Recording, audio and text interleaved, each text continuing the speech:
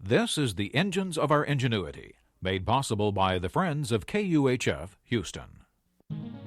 Today, we cross Australia.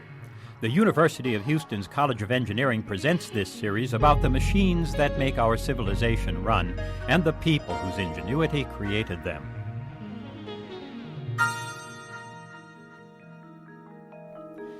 In 1787, the British dumped a boatload of prisoners in Sydney Harbor near the inlet Captain Cook had named Botany Bay. The settlement soon turned from a penal colony into a flourishing city.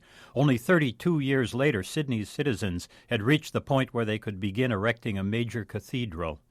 But British Australia was limited to a 50-mile strip along the east coast. That was all there was until 1836.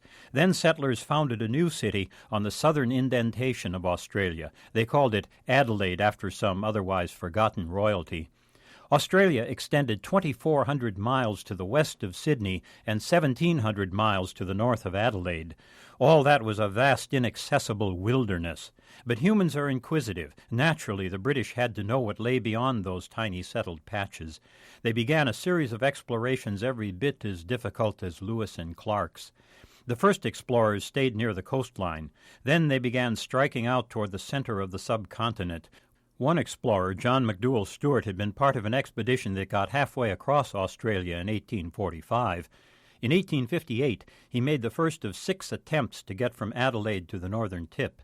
After his first 3 attempts had failed, the government offered a £10,000 prize for the first person who crossed Australia south to north. Stuart set out again in 1860, only to be turned back by hostile aborigines. Meanwhile, others died trying to win the prize. Stuart made a 5th attempt in 1861. That October, he made the attempt that finally reached the Indian Ocean in July 1862. It had taken him 4 years of trying, but he had done it.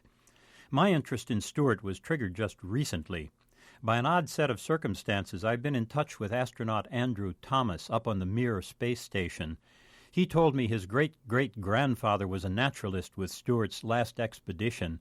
When Thomas made his first shuttle flight, he carried the steel flint, so-called, that his great-great-grandfather had used as a fire starter on that journey. The comparisons and contradictions of that act are mind-boggling. Thomas is as far out on today's frontier as his forebearer was 136 years ago. But when Mir's orbit crosses Australia, it takes only 6 minutes to make the journey that once took 9 months. And that flint was a Neolithic technology riding on a vehicle that Stuart would have found unthinkable. As for Thomas, his frontier isn't about space travel at all. It's about rewriting medicine by removing gravity. He's up there studying kidney stones, protein growth, the human immune system, and breast cancer cells.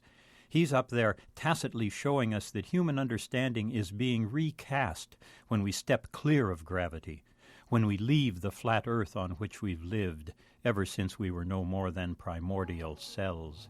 I'm John Lienhardt at the University of Houston, where we're interested in the way inventive minds work.